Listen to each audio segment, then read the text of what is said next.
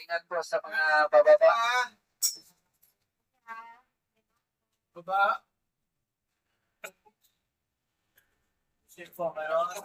Ayan po.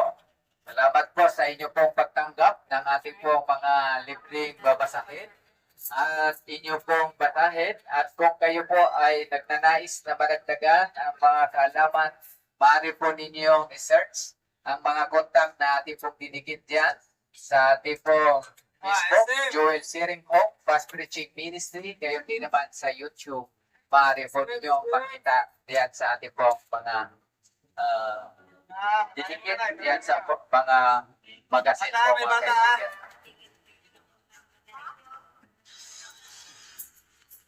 Ayan po, dadako po tayo sa ating pong pagdikinig ng mga salita ng ating pong mahal na Diyos.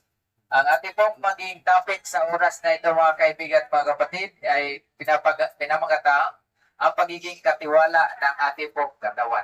Ano pong ibig sabihin ng pagiging katiwala?